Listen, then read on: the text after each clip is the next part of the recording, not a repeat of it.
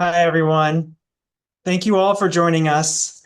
As many of you know, I am Matthew Silverman, the director of the Haberman Institute for Jewish Studies, and it is my pleasure to welcome you to our lecture tonight with Professor Sharon Mintz, who will be exploring the historical significance and cultural impact of Codex Sassoon, a late 9th to early 10th century volume that contains all 24 books of the Hebrew Bible.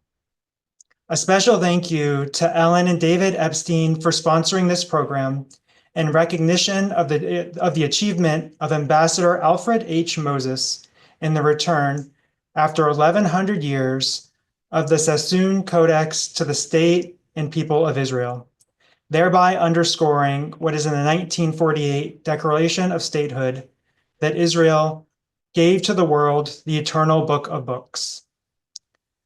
We also extend our gratitude to Andrew R. Ammerman for sponsoring our spring 2025 lecture series. Andrew dedicates this semester's learning in loving memory of Josephine and H. Max Ammerman and Stephen C. Ammerman. To those of you who've donated to the Haberman Institute, thank you. Your generosity makes it possible for us to offer meaningful lectures on Jewish thought, history, and culture free of charge. If you haven't yet contributed, we encourage you to consider donating after the program. Every gift, large or small, helps sustain our mission. As always, feel free to submit your questions via the Q&A button on your Zoom screen. Kindly keep your questions concise and in complete sentences. We'll address them at the end of the lecture, though you can submit them at any point during the presentation. This lecture will be recorded and available on our website. And now it is my pleasure to introduce today's speaker. Sharon Mintz is the curator of Jewish art at the Library of the Jewish Theological Seminary in New York and specializes in the fields of Hebrew illuminated manuscripts and rare printed books. Over the course of 38 years at the JTS Library, she has curated more than 50 exhibitions and co-authored 11 exhibition catalogs. Since 1995, Sharon has also served as the senior specialist for Judaica and Hebraica at Sotheby's, where she has been involved in the sale of the most celebrated Judaica libraries offered at auction during the last half century. In 2023, she was responsible for the sale of Codex Sassoon, the most expensive book ever sold at auction. So with that, I now welcome Professor Mintz to join us to share the story of Codex Sassoon. Welcome. Thank you so much. It is a pleasure to be here, and I'm delighted to be lecturing for the Haberman Institute, and I'm going to share my screen now so we can get going on this. But first, I need to hit share screen. Okay, welcome. So what we're going to be talking about tonight is Codex Sassoon, an extraordinary Bible that was written around the year 900 in either the land of Israel or Syria, that general geographic locale. And it is the earliest surviving example of a single codex that contains all 24 books of the Hebrew Bible. And its importance lies in the fact that it is the earliest, most complete Hebrew Bible that is a witness to the standardized text of the Hebrew Bible. And I'm showing you two pages. These are actually two of my favorite pages here. And we're going to do a deep dive into what's going on in these pages and why this book is important and where it derives from and where it's been. What you're looking at here are two pages from Deuteronomy, all right? And this page here on the right-hand side has the 10 Commandments, right? And you can see that over here. Here, for example, lo tignov, lo tinaf, right? Lo tachmod, you shouldn't steal, you shouldn't covet, etc., and all of those. And here on the left-hand side of the page, the iconic words Shema Yisrael Hashem Elokeinu Hashem Echad. Hear, O Israel, the Lord our God, the Lord is one. So this is a very wonderful page. When I mention that this is the earliest, most complete Hebrew Bible that is witness to the standardized text of the Hebrew Bible, what do I mean by that? That's a very big statement.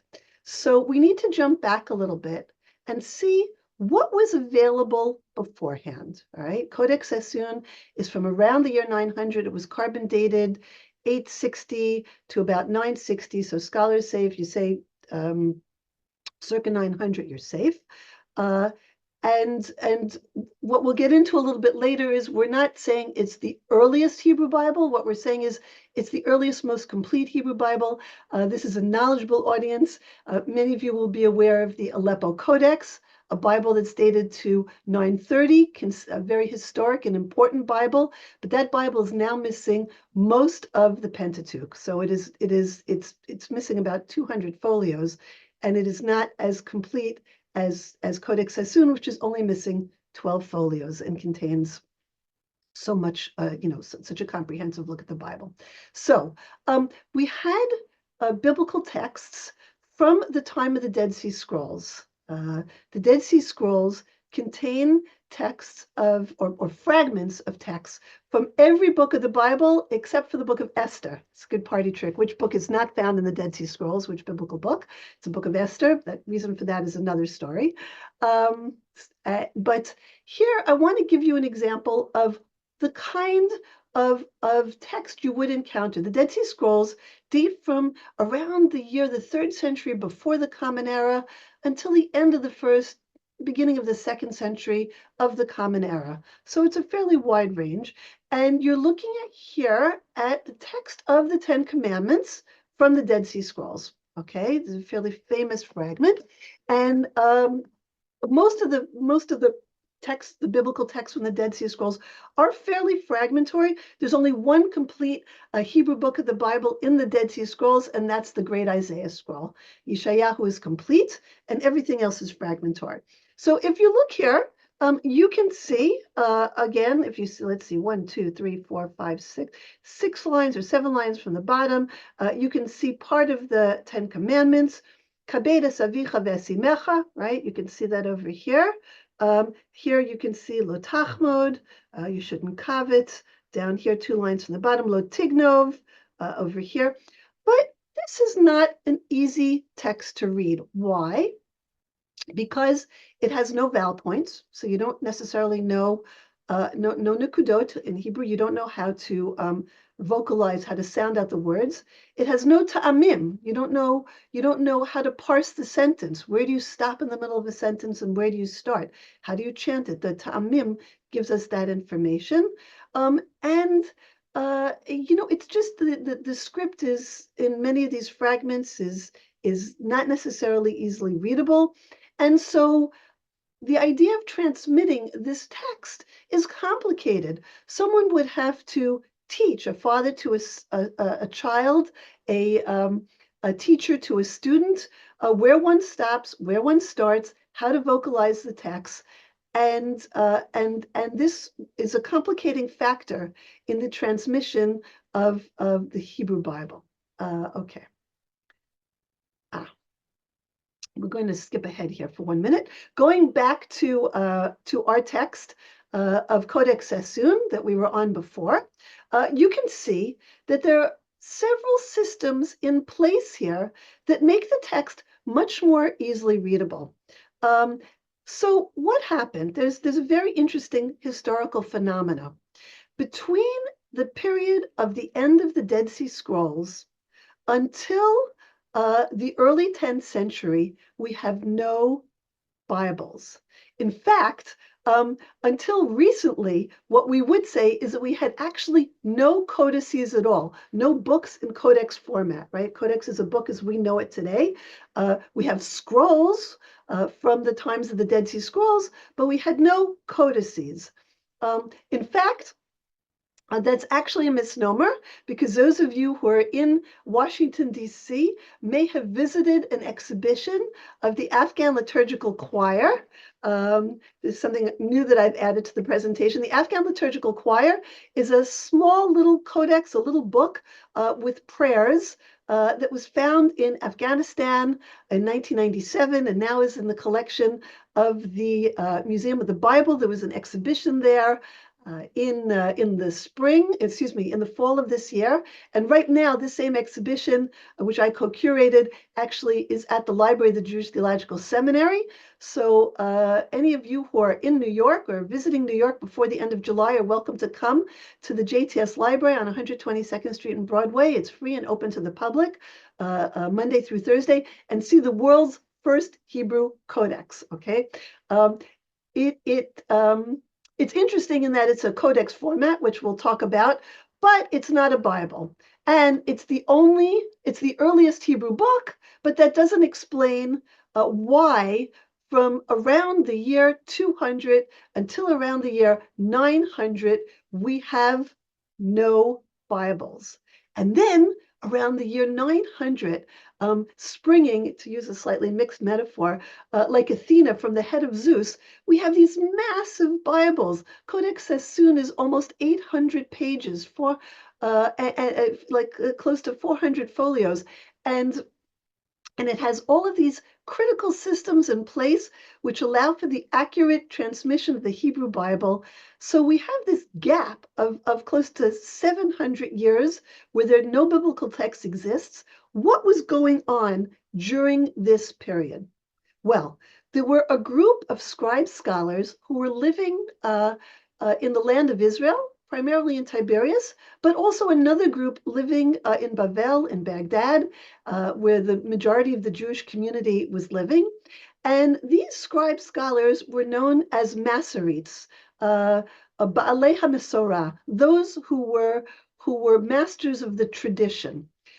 These scribes recognized a very serious issue, that unless someone created a system of notes which allowed the reader of a Bible to understand how one should pronounce the text, how one should parse the text, and to create a system of notes, nobody, like the transmission of the Bible was going to get corrupted.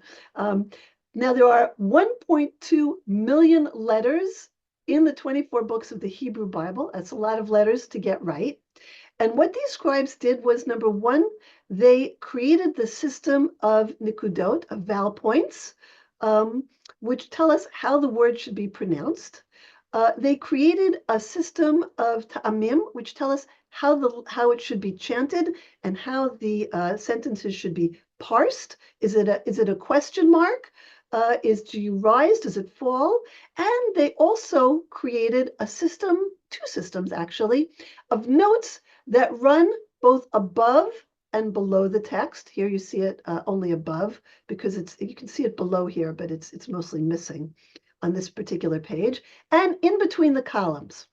The notes in between the columns are called Mesorah Ketana, the minor Mesorah.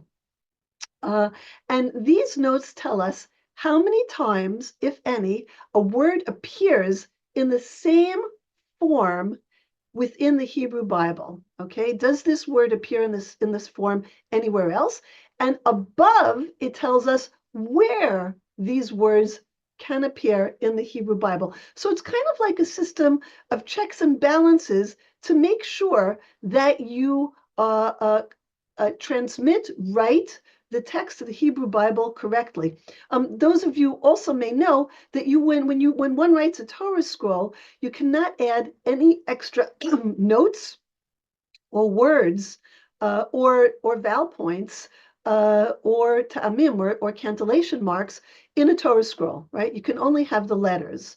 So in order to ensure that it is written correctly and chanted correctly, you need to have another kind of a book, a codex, wherein you can write these notes. And here is an example in Codex Sassoon of the earliest, most complete text where we find these systems of notes. And it's a fascinating thing that during the period when they were written, when these Ba'alei Mesorah, when these masters of Mesorah were living, we believe that this enterprise took place between the 6th and the 9th century, but we do not have any material evidence of their work until these great Bibles, the Aleppo Codex, Codex Sassoon, of around the year 900. So the Aleppo Codex is written around 930. So let's talk a little bit Well, we'll talk about this for 1 minute. Here, this gives you an example of a Masoretic note, okay? Where you're looking at is the list in the book of Bamidbar, Numbers, where it's talking about the princes who brought their gifts to the tabernacle in the desert. And the princes are listed here tribe by tribe, and their names are given, okay? And the names are often compound names. Achi Ezer, right? Avidan, Elitzuf, or Elitzaf. So you see here these compound names. And the Masoret on top writes as follows. He writes that these names have to be written together, chada mila, one word, v'chein korin, and you read them as one word, okay?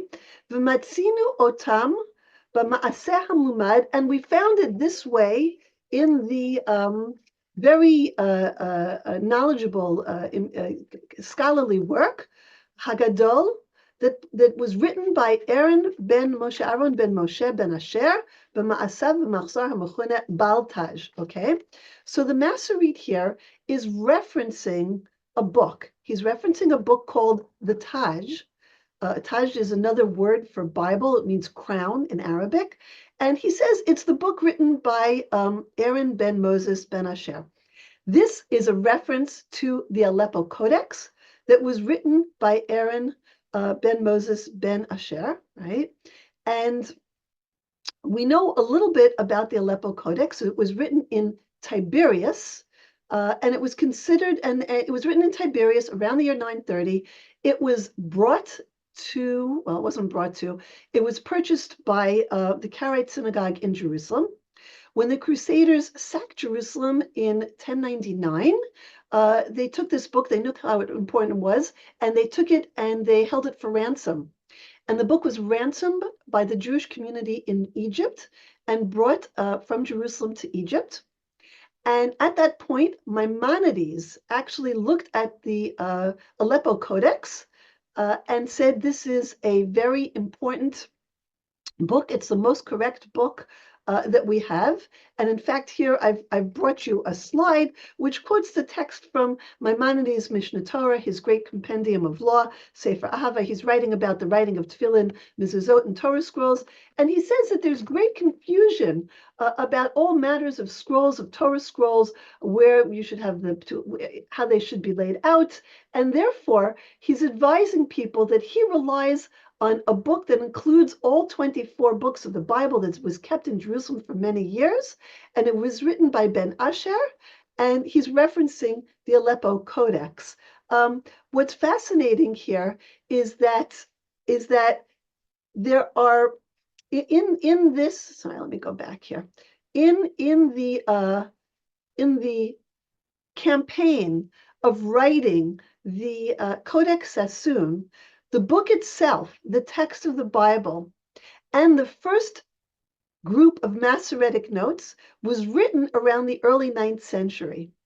Around 100 years later, right, at a time when a scribe had access to the Aleppo Codex, apparently, another scribe came, so a second scribe, and wrote a second series of Masoretic notes where he corrected this Bible or updated it according to the Aleppo Codex. So the text of this Bible is considered very, very correct because clearly the second Masran, the second Masoret, is looking at the Aleppo Codex, as he says here very clearly. He saw this in the work of Aaron ben Moses ben Asher, and he's apparently looking at the book. We think he was looking at it before the Aleppo Codex gets taken down to Egypt. So let's talk for a minute about books and scrolls and how and when Jews made this transfer from scroll to codex. So what you see on the left here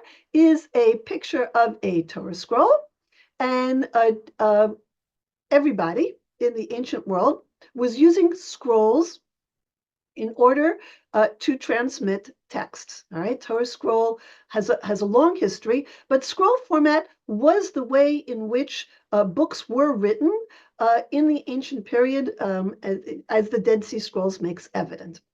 But scrolls have several drawbacks. Number one, if you want to show people a portion of the text in Genesis, and then you want to flip to Deuteronomy, it'll take you a while to get there because you've got to roll back and forth, and it could take you a while, and it's kind of annoying to be able to study from a text where you can't flip back and forth easily. Number two, scrolls are expensive because parchment technology was such that you only wrote on one side of a scroll, and parchment, animal skin, which scrolls were written on, was an expensive strata upon which to write things. And when parchment technology, the creation of how one prepared parchment, became more sophisticated, and they were able to write on two sides of the parchment, you could save half the parchment if in codex format. Number three, scrolls are unwieldy. If you have to move from place to place and you have to take a Torah scroll with you or any other large scroll, it's cumbersome. If you want to carry a book around, it's much easier to do. Obviously, anybody who's lugged a Torah scroll or tried to flip back and forth knows that. So we know in the Christian world, and here I'm bringing you a wonderful illumination from the medieval period of a scribe who's sitting and writing a codex out, and you see him at his desk. This is from a Christian manuscript. It's not necessarily a Jewish scribe or a picture of a Jewish book. In the early centuries of the Common Era, we know that in Christian Rome, in sort of the Western world, they adopted the Codex format. That's a format. Let's see if I've got here. Okay, where you have a bifolium. Sorry, 1 second. Move that up here off my screen. Is that in your way? No, can't see that. Where you have a bifolium. All right, that's one large sheet of parchment, and you take several of these bifoliums and you rule them and you write on them. Okay, and then you score them down the middle, and you sew them up down the middle. Okay, so you take these 4 bifoliums and you close them in half and you sew them, and that equals 1 quire, Quire. And when you take several of these quires and you put them together, you have what is known as a codex. Okay, so in the Christian world, the codex was adopted in the first centuries of the Common Era. One of the chief reasons that it may have been adopted is because if you wanted to communicate the good word, if you wanted to spread the gospel literally, and you wanted to give proof texts from the Hebrew Bible to the Christian Bible, the New Testament, and you needed to flip back and forth, a codex was a much easier way to do that. The Jews apparently did not adopt the codex until what we had thought and now know more certainly, the 8th century. We don't know why, because there's no material evidence. We know that there are no codices before the Afghan liturgical choir, which has been carbon dated to the beginning of the 8th century, around the year 700.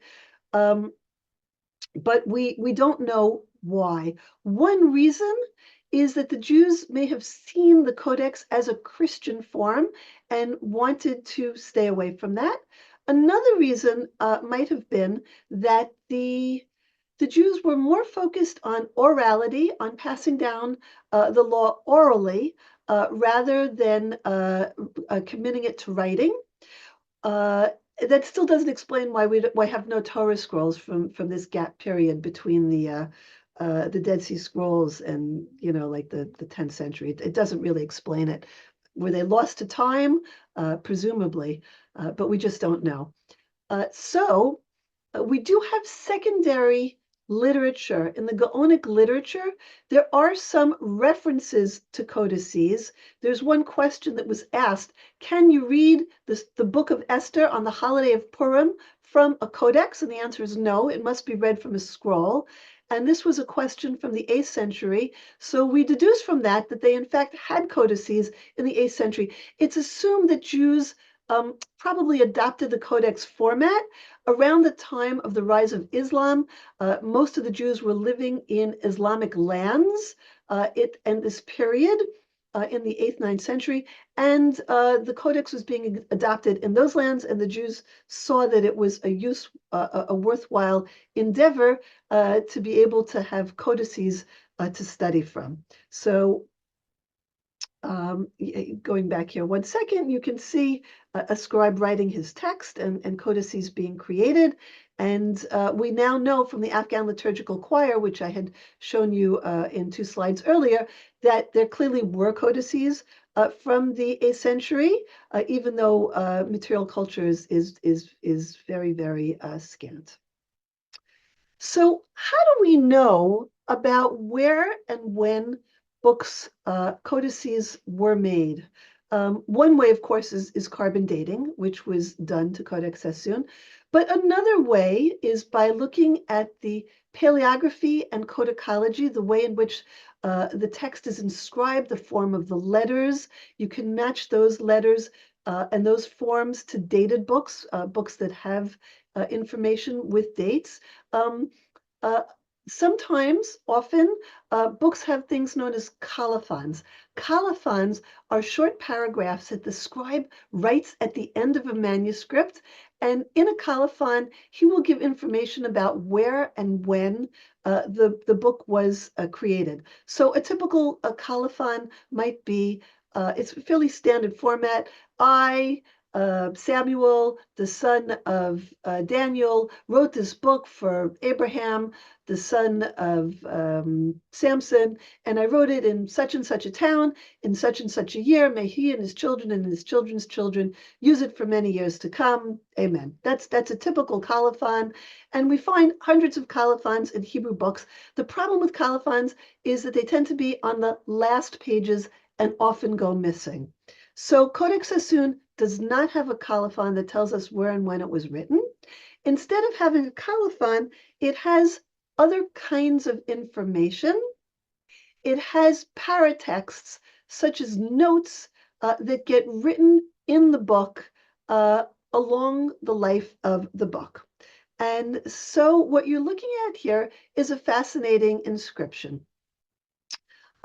This is an inscription in Judeo-Arabic, which tells us about the sale of this book. And I brought you sort of the page that you see here. It's actually in the middle of the book rather than at the end, which is why it's still here. And one of the reasons that you would put a sales notice is these books were very, very expensive, both to write and just the materials themselves. It's estimated that a book the size of Codex Sassoon, and it's a fairly massive manuscript, I believe it's about 14, close to 14 inches high and maybe 12 inches wide. It's about 4.5 inches thick. It's I mentioned close to 800 pages, which is 400 folios. Each folio is 2 pages. And it would have required about 200 sheepskins to have written this book, to have created this book. That's a lot of sheep. That's a lot of sheep. And then you had to pay a scribe to sit there and write this book. And it's estimated that it would have taken an experienced scribe about a year to write a Bible of this, a monumental Bible of this type. So here we have a sales notice. And in this sales notice, we read that an individual whose name is Khalaf ben Avraham, you can read that on the top line, is selling this book. And you see over here, 1, 2, 3, 4 lines down. The book is called an Al-Mitzchaf. Al-Mitzchaf is their name for codex, right? A sefer could mean a book. We call a book in Hebrew right now a sefer, but it could also refer to a scroll. It doesn't have to be a codex. The term that they used in this early period for codex was al-mitzchaf. And this inscription, we believe, was written around 200 years after the book was written. And here it says that he is selling what? Arba ve'esrim Sfarim, the 24 books. 24 books is another term for the Hebrew Bible, which is composed of 24 books. And who is he selling it to? He's selling it to Isaac, the son of Ezekiel, Yitzchak ben Yechezkel, Alatar. Alatar is the name that is used for someone who deals with spices or perfumes. So presumably a very wealthy businessman. And it's a fairly serious sales contract. Talks about how it leaves the possession of Chalat ben Abraham and now is in the possession of Isaac, the son of Ezekiel. And then it goes on to say, may he and his children, it says his sons and his sons, but it's 21st century, use this book of 24, use this codex of 24 books for many years to come. And then it's signed by the scribe here, it's Stakha ben Daniel, and he says Yerushalmi, that means he was from Jerusalem. We don't know where he was writing this. And it has a second witness, as do all important contracts, by Mubrak ben Wahib Kohen, all right? So here we have an inscription where we know that the book was sold. Presumably, it's still in the Syria or Israel region. We think that it's this region because the script, and which is the paleography and the codicology, is indicative of books created in this region.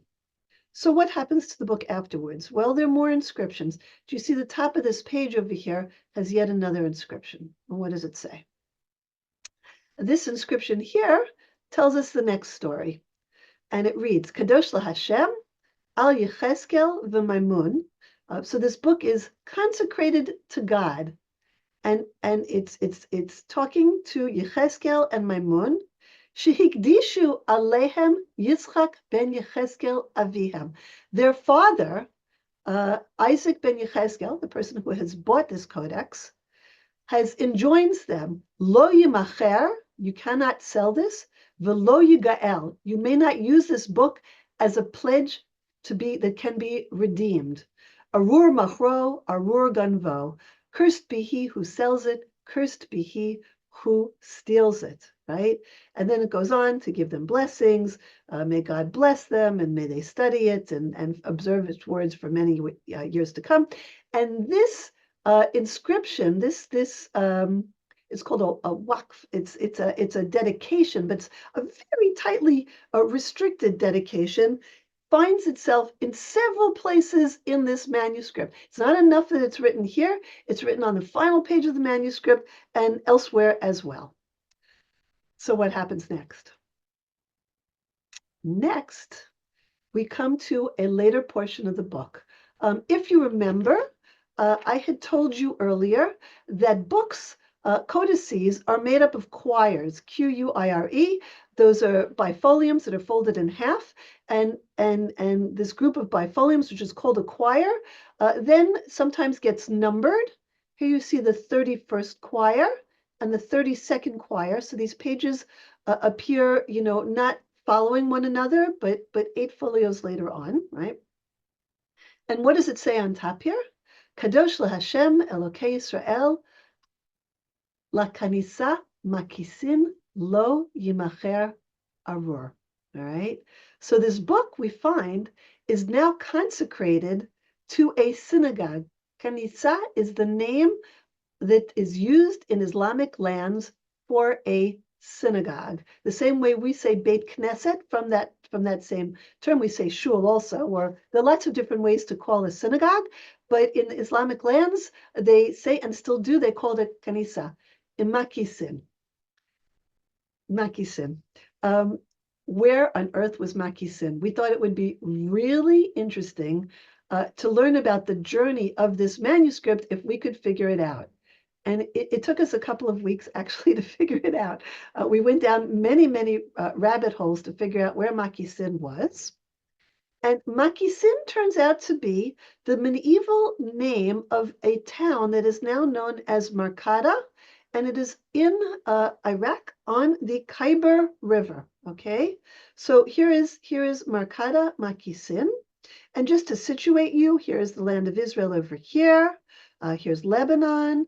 And here is Syria, I'm sorry, and I'm sorry, I think I have to go back over there. Makisin is over here. It's kind of on the border. It is in Syria. It's all the way in to the east of Syria, right? You have Aleppo over here, and it is on the Khyber River, all right? And what's fascinating is that we know next to nothing about the Jewish community in Makisin, literally next to nothing. One of the ways that you do a deep dive to see what you can find out about Jewish communities in the medieval period is like 11th to the 14th century, is there's something known as the Cairo Geniza documents, right? This is an incredible collection of documents that were housed in the Ben Ezra synagogue in one of the rooms there. I suspect there have been lectures given about this, so I'll just say in brief, it was a place where documents were stored when they could no longer be used. Technically speaking, you're supposed to not throw out or discard documents with God's name or that have any kind of kedusha of holiness. But in this community in Cairo, in Fostat, in the Ben Ezra synagogue, in the 9th century, they built a room where they put in documents that were both had holiness, but also those that were mathematical treaties. Those were letters home. And there was an enormous cache of documents that began to be known about in the mid-19th century, and by the end of the 19th century, scholars were clamoring for these documents.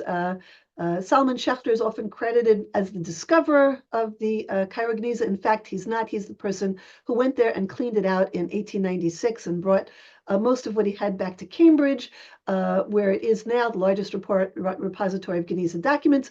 But other people got there before him, and were able to take home even more important documents.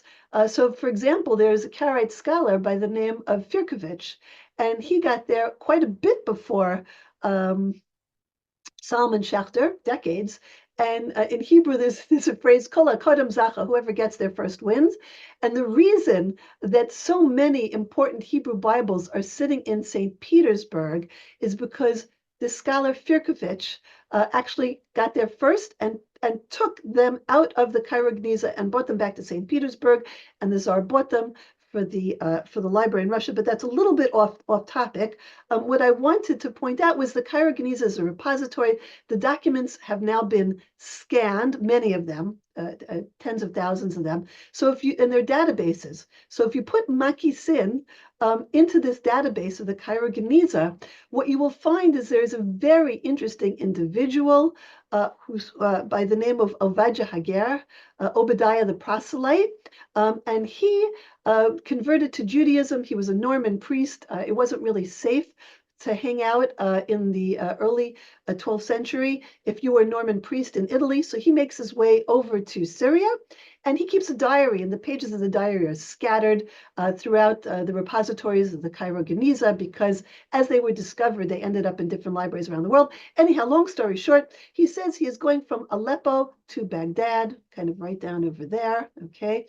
And on his way, he is passing through the town of Makisin. Not very much, but we know that he thought it was important enough to note it. One thing that I will say is that the Khyber River was apparently a very early center of Jewish a Jewish settlement outside the land of Israel. And we know this because with the exile of Sancherib in the year 722 before the Common Era, the Bible reports that the Jews were exiled to Halach and Chavor, okay? And Chavor is probably this Khyber River. And so it is quite possible that the town of Makisin was an exceptionally early settlement of Jews. It was clearly a settlement where they had a significant amount of money and people with importance, because we find it in the synagogue there, and you don't just put a jewel such as Codex Sassoon, a really important Bible. They understood the importance of these early codices just anywhere. Like you couldn't you could, I once named a town, and it turned out that it was not such a small town. So now I say in Podunk, you can't just put these codices, in Yenomsville.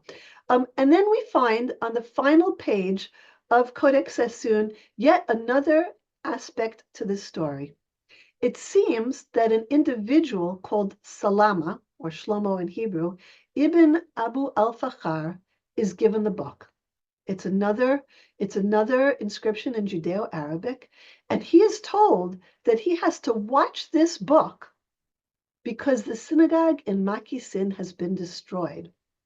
And he has to watch this book until such time as the synagogue will be rebuilt.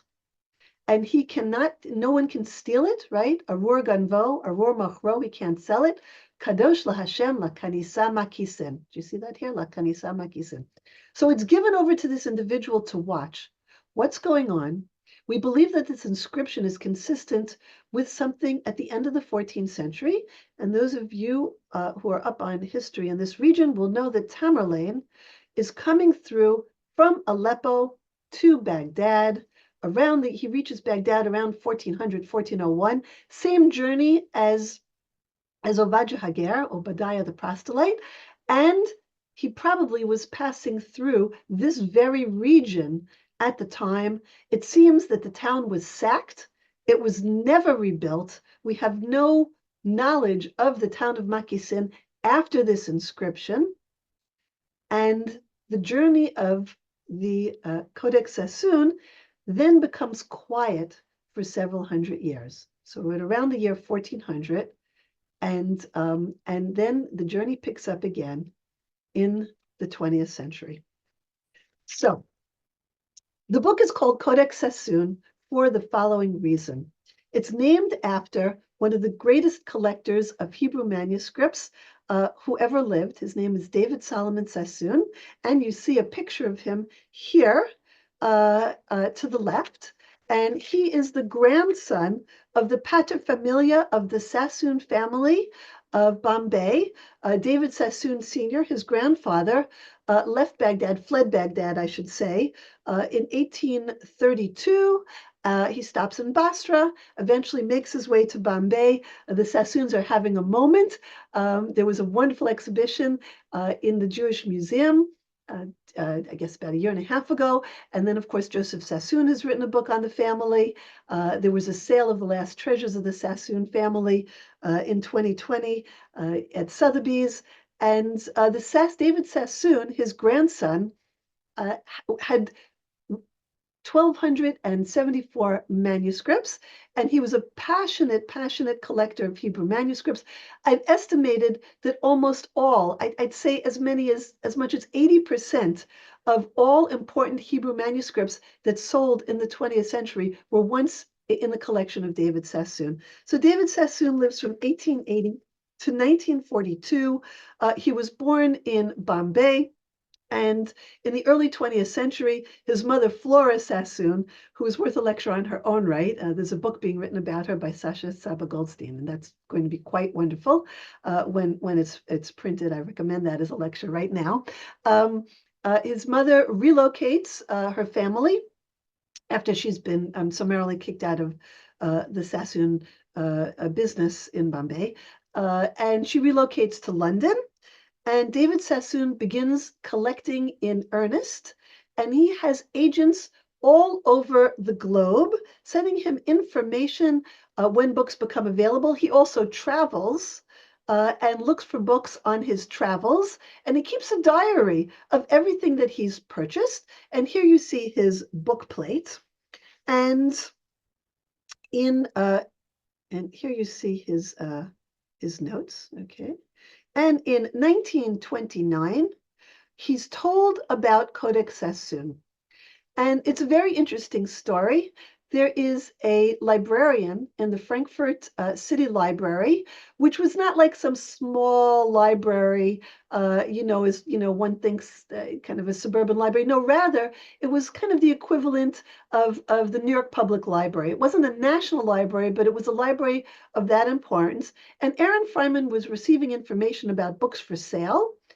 He was the head of the Judaica section, and he had the backing of the Rothschilds. So he had money to spend. And he is offered Codex Sassoon for sale.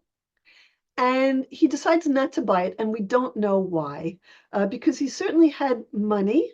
We don't know, maybe he was considering something else at the time. And, I thought to myself, Aaron Feynman is a German. He's a librarian. He's obviously got notes and papers. Let's go see what else is going on in 1929 that he doesn't buy this book. And what's going on is that we found no papers at all because he flees Germany in the 30s, and all of his letters are lost. We have no notes from Aaron Feynman. He lands up in New York. He's part of the New York Public Library. He's a scholar in New York, but we have no notes, and we don't know why he didn't purchase Codex Sassoon. But we know that he writes to David Sassoon, and he says, "Look, I know that you're interested in Hebrew manuscripts. You should buy this. This is important." And David Sassoon says, "That's a good idea. Why don't you send it to me?"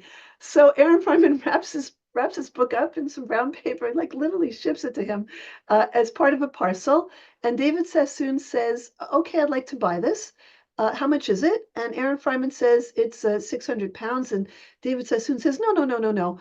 That's much too much money. I can't buy that. This book needs a lot of restoration, and it's just too much money." And so Aaron Feynman writes back and he says, "Listen, we don't know if Aaron Feynman was acting as agent at this point." He said, I promised the guy that I'd sell it for this. And David Sassoon says, "I can offer you 350 pounds, take it or leave it." And Aaron Feynman apparently comes to an agreement, and David Sassoon buys this, and you can see it's number 1053 in his collection. So he's well into his collecting, and we see that he buys it. He says the money goes to Ankara. Okay, it goes to Ankara in Turkey, present-day Turkey, in 1929, and he buys it right before Passover. And in fact, he owned this. This was an enormous sum of money at the time. We know that he pays more for only 4 other manuscripts in his collection. So this was a very expensive manuscript in his collection, and he valued it as one of his most important manuscripts. And in fact, it did need restoration. And God bless the Sassoons, they kept everything, including how much they paid for restoration. And you can see here that he sends it off to His Majesty's Stationery Office Press. This was in the British Library. They had a bindery, a book bindery there that was used by the royals. And David Sassoon sends this book to be restored and rebound, or maybe bound. We don't know if he bought it, if it was bound when he received it.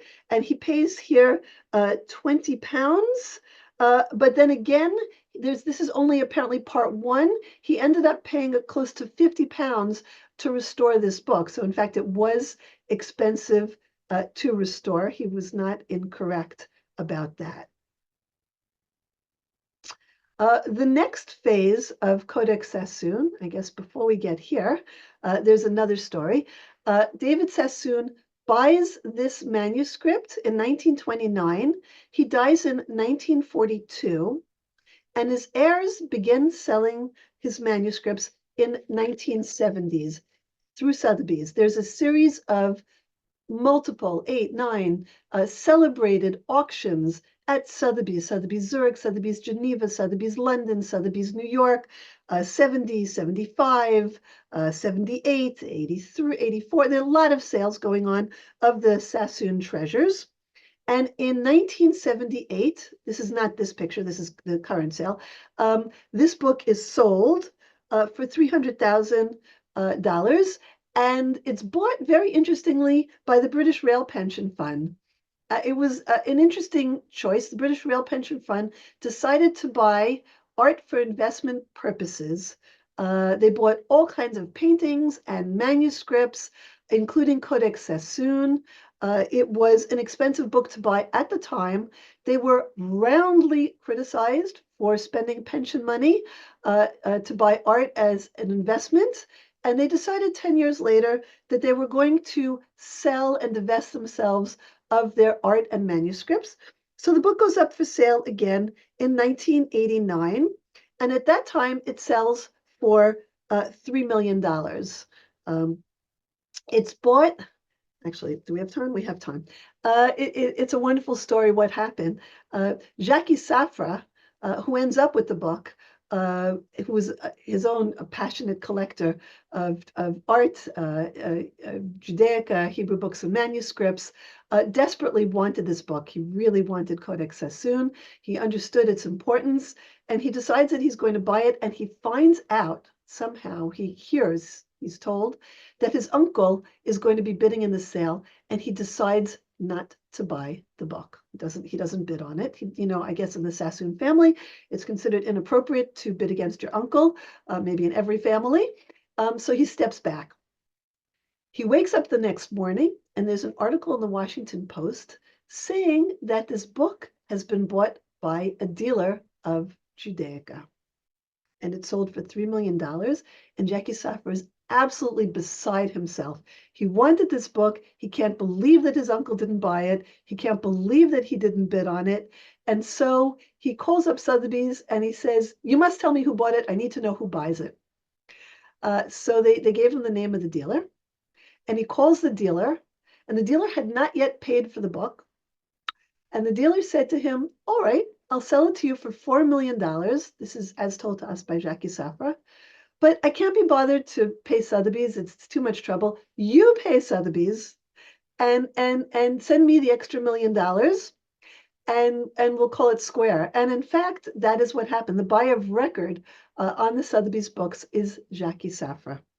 And Jackie Safra then enjoyed this book. He had scholars study it.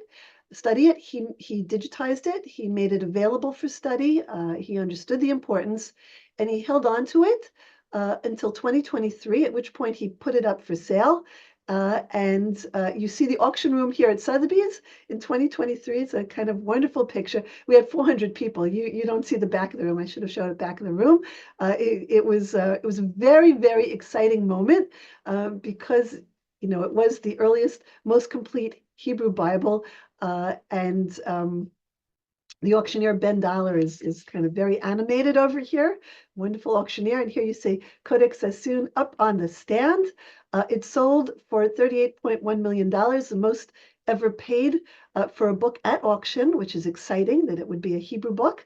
And it was bought by Ambassador Alfred Moses, God bless him, who donated it to the Anna Museum in Israel, where it is now on display and available for the entire for the entire world. But it's wonderful that it is back in Israel now. He really, it was a tremendous service. People were so excited that this book was now back in the land of Israel, where it most likely originated after a journey of many, many years through many countries. And we have 2 minutes because I'm often asked, like, what are you working on next? So I'll give you a very sneak preview. This has not been made public yet. Well, actually, that's not true. There was some press in London about it because it was on display there, but I haven't lectured about this yet. This is an 11th century Kiddush cup. It is the world's earliest Kiddush cup and is a masterpiece of Judaica from the Silk Road. It's got Arabic inscriptions and the name of the owner, Simcha ben Salman. Simcha Yechi Netzach. Simcha, the son of Salman. Simcha, may he live forever. We're calling it the cup of joy because Simcha means joy.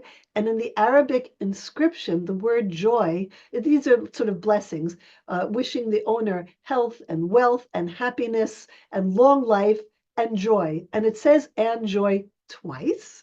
And I don't think that's a mistake because when you have a silver cup from the 11th century, you don't make mistakes on the inscription. And I think that it's probably a direct reference to the Hebrew name Simcha of the original patron or owner, recipient of the cup. So this is the cup of joy. Those of you who are in New York can come and see it on display at the end of October. And with that, I will close my lecture and leave time for Q&A. Thank you very much. Thank you, Professor Mintz, for such an engaging talk and wonderful stories. For those of you with questions, we have some ready, but please go ahead and send some more in.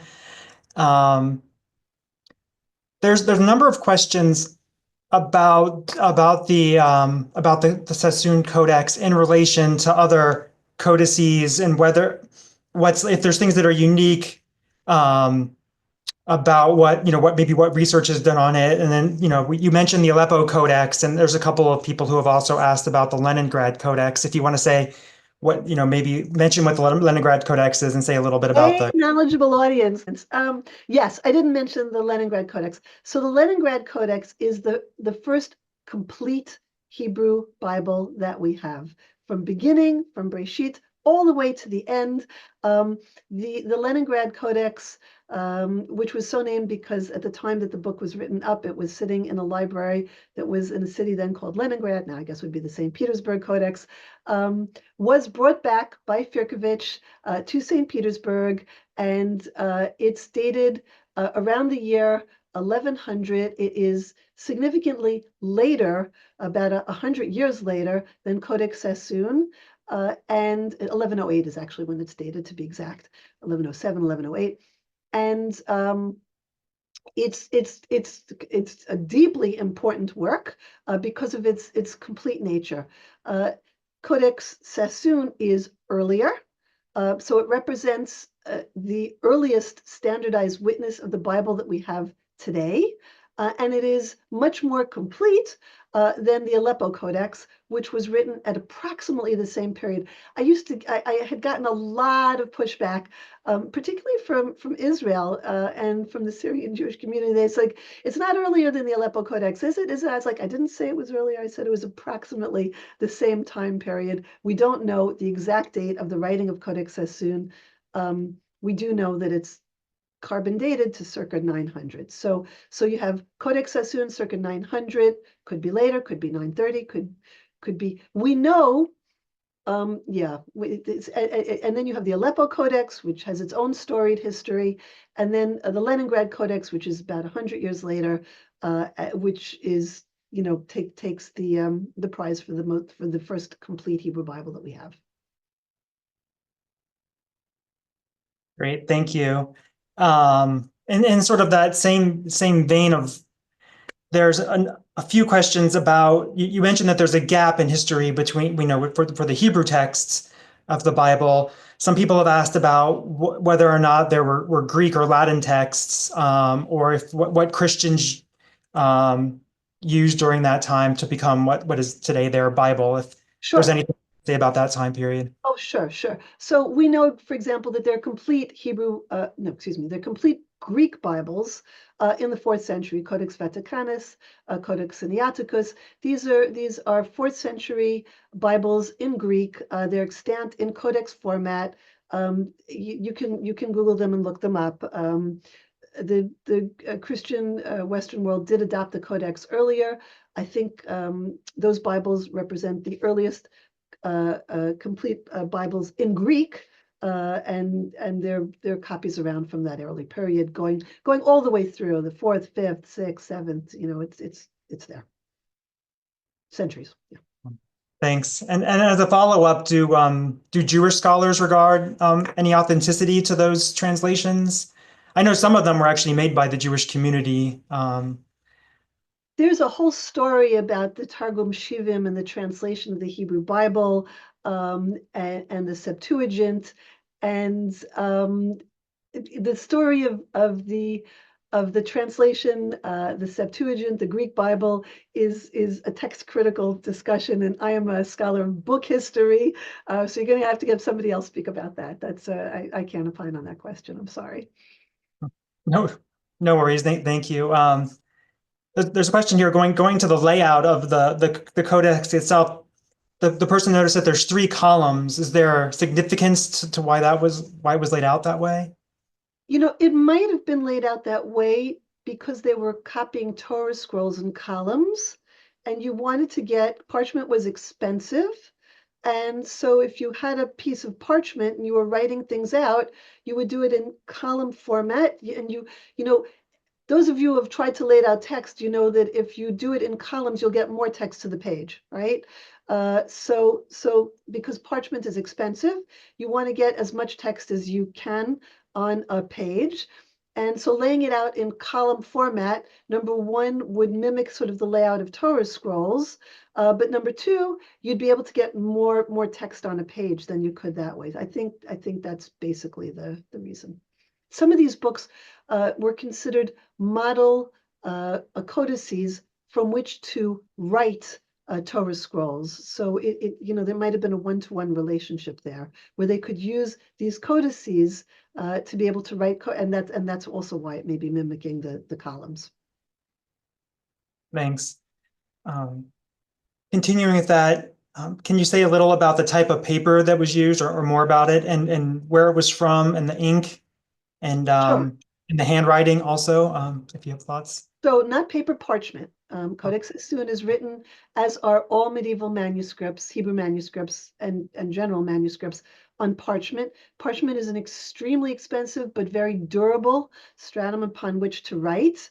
I mentioned earlier that this would have required 200 sheepskins. The very famous story of a scholar, Malachi Beit Aryeh, who is a scholar of book history, a great scholar of Hebrew manuscripts.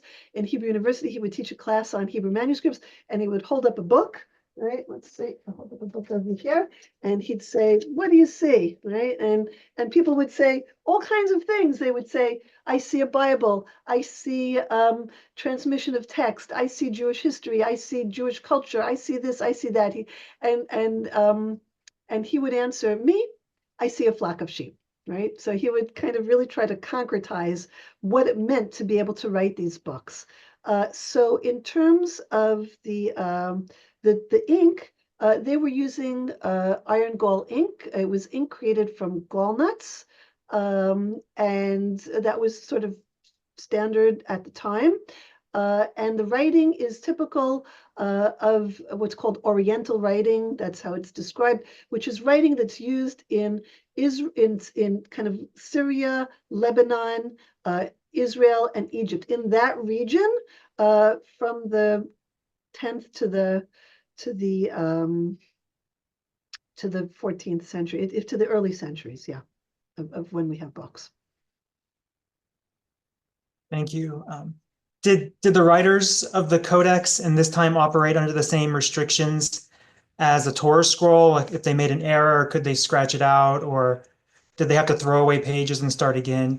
Some of that. No, that is the big difference, and what made codices so important for study. The restrictions that you find on Torah scrolls, that you have to be prepared to write God's name, that you can't go back, that you can't scrape, there's only a certain amount that you can scrape off. I don't know all the rules but there are very significant restrictions to how one writes a Torah scroll, do not obtain when it comes to codices. So if you miss something, if you go back, you can add notes, right? That was the critical difference that sets us apart from a Torah scroll, the Masoretic notes, which enabled one to study and to make sure that the biblical text was transmitted correctly, and ensure the accuracy of the Hebrew Bible. So those restrictions do not obtain. Thanks. And somebody here did a little research beforehand and noted that the order of the Megillah differ, and that Esther is called Megillah and not Esther. I don't know if you have insight into why the order would be different. There's one order in the Talmud, and there's an order that we follow today. And probably it is in Bava Batra. I don't know the exact daf over there, but it might be following that early order, which is not the same order that we necessarily follow in our codices today. So that's probably why. Yeah, thanks. That makes sense. Was there a name for the codex before you named it Codex Sassoon? It's that question here. I had spoken, we were schmoozing earlier before this started. Codex Sassoon is a made up name, to be perfectly honest. It was made up by myself and my colleagues when it came up for sale at Sotheby's. We needed something to call this book. When you sell something of this importance, you have to name it. It's kind of like Adam naming the animals. That's a name is a very significant thing. And it did not have a name. It was called Manuscript 1053, and we could not call it Sassoon Manuscript 1053. That has no cash. It's not gonna make any waves. Codex. I mean, David Sassoon had 1,274 codices. So each one of them is really Codex Sassoon. But we felt, number one, that it gave honor to David Sassoon as a collector. And number two, because it was one of the earliest biblical codices, and it was the earliest, most complete biblical codex that's extant nowadays, that putting that word on it, Codex and Sassoon, kind of summed up the whole journey of this thing. And I think it sort of worked. I don't know.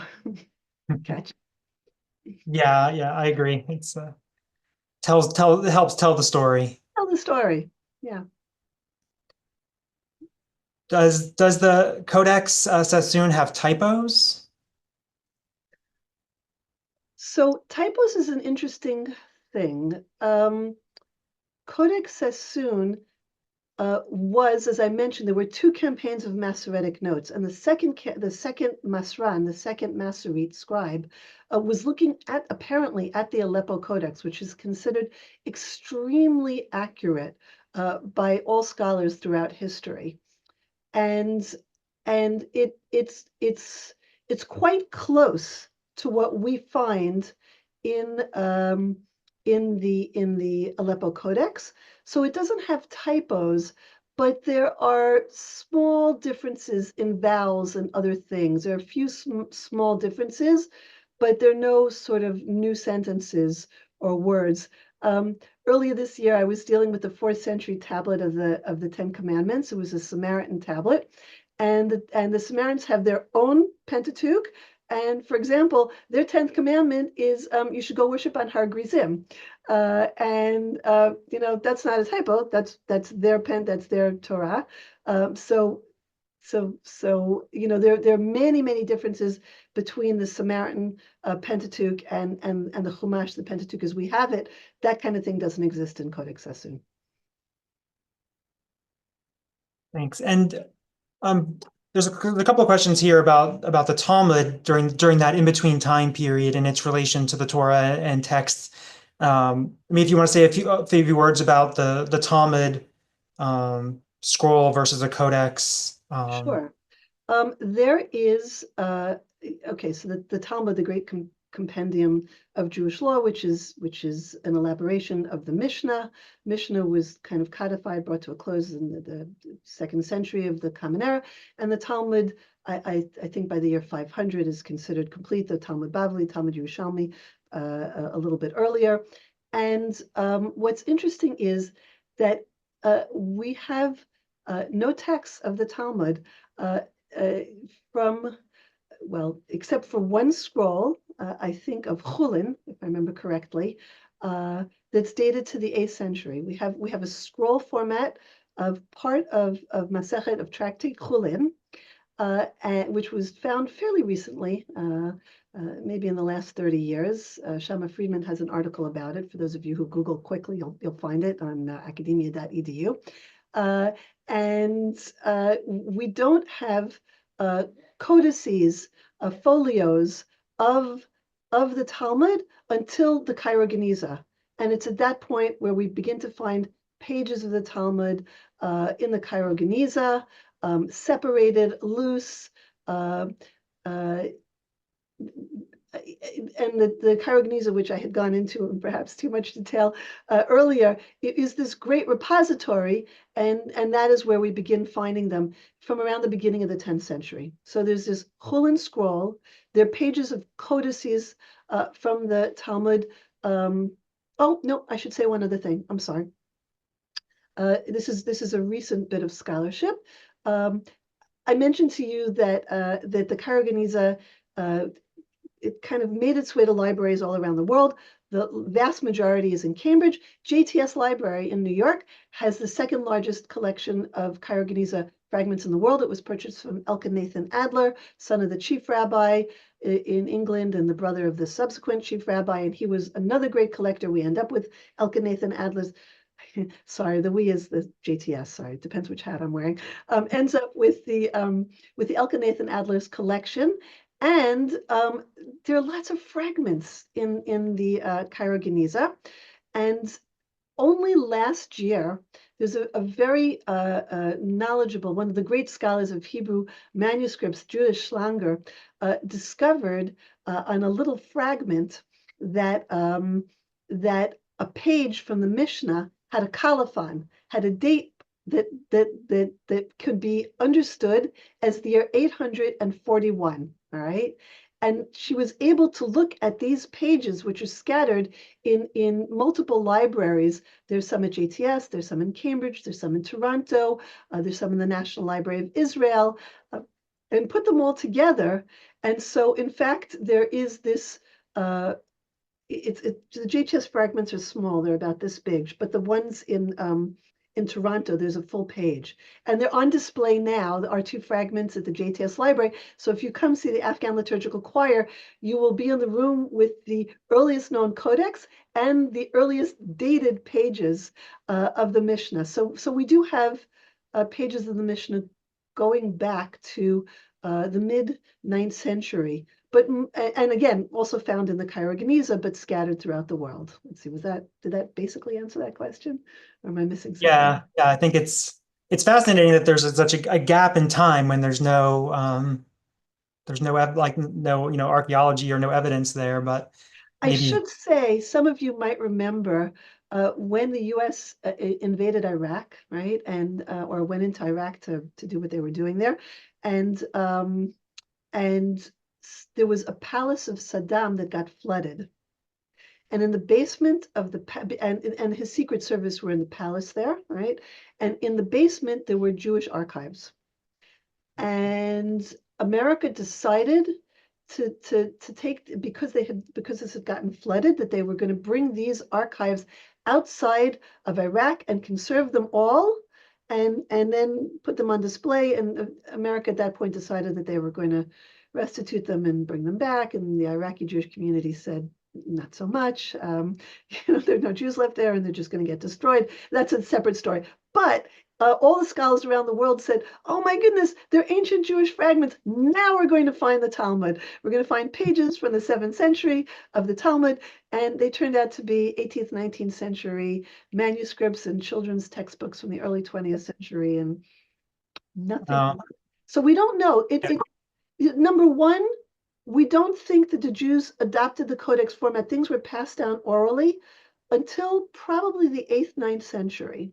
So one of the reasons the gap exists, although there are no Torah scrolls, there should have been Torah scrolls anyhow, but there are no codices because the Jews weren't writing codices. There does seem to be the scroll of Kulin. There seem to be fragments that made their way to the Cairo Geniza. It is interesting that you have a body of literature that's as vast as the Talmud, and it gets passed down orally. And the whole story of memory palaces and how they passed down this text and how people were given parts to memorize is a subject. There was a wonderful book written, I think, fairly recently about how people remembered vast bodies of knowledge. And in fact, as part of this exhibition of the Afghan Liturgical Choir, it's made up of some kind of idiosyncratic things. It's got a couple of pages of Psuke de Zimra, of the opening psalms for Shabbat that are said Shabbat morning. It has two liturgical poems, Piyutim for Sukkot. It has the world's first known Haggadah that I had up on the screen. And it's kind of like why? If you're going to write something down, why these things?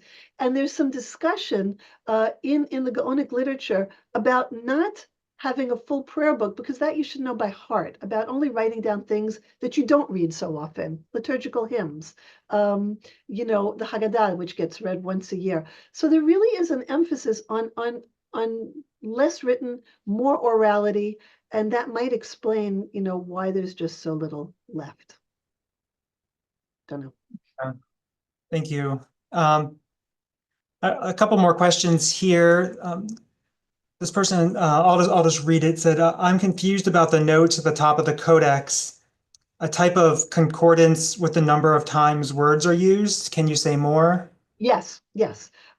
So it's in between the columns. Should I share the screen and go back to it? Sure. Okay, so let's do that. 1 second. Share screen. Here we go.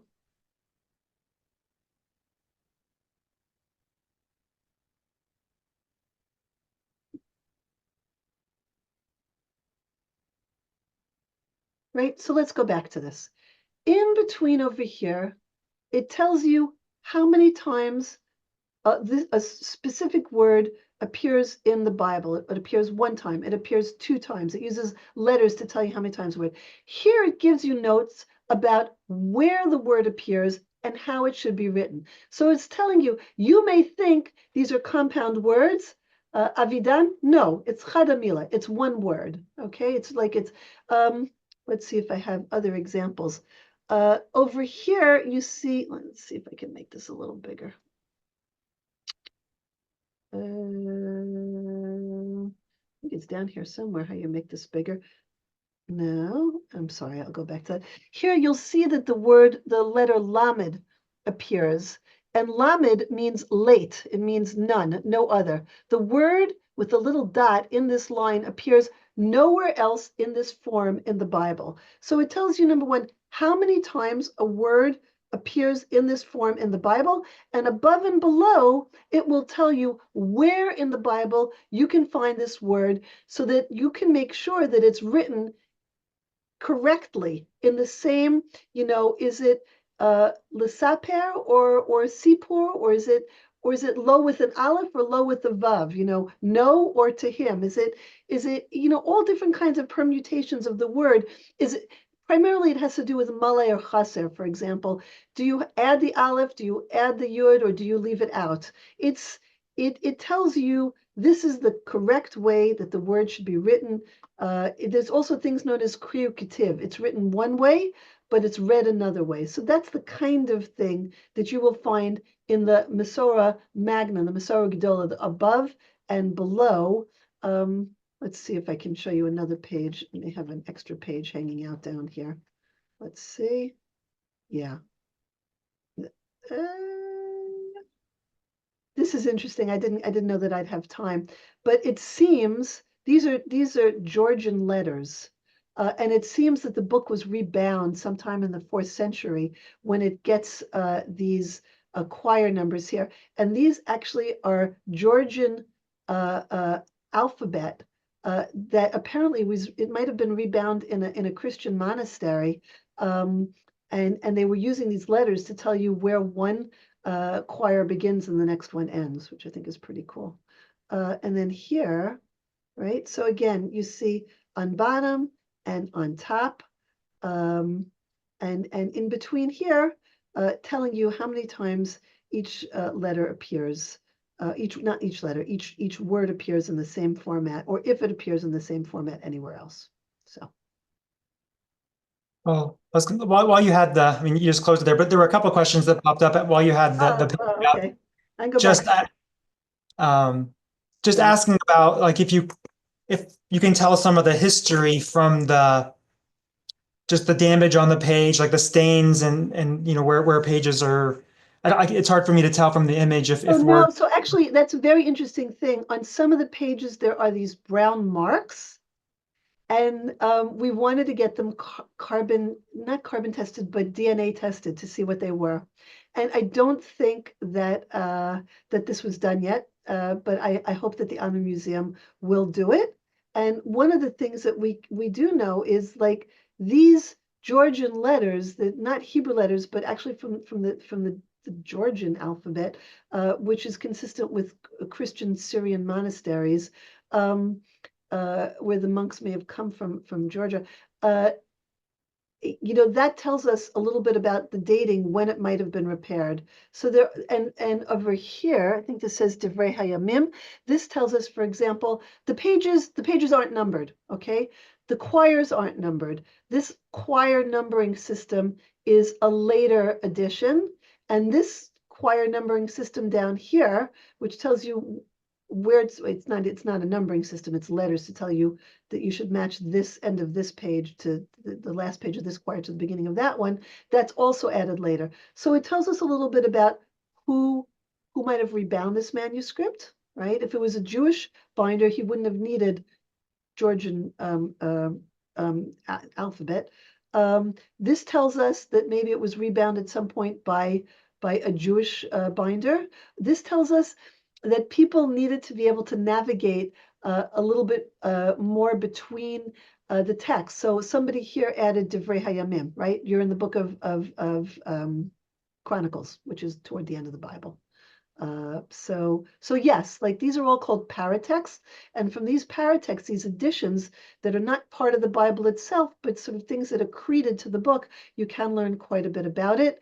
I know that recently there's been this initiative to do DNA testing on parchments to be able to tell where the sheep was from, or this is sheepskin.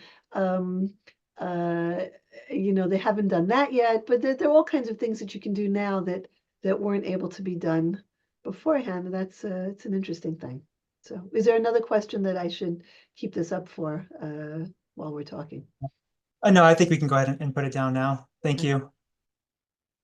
And just as our time comes to an end, there's a question here mentioning that Alfred Moses has been very philanthropic in the DC area, and this person is wondering if he bought other codices or books that he donated to Israel museums.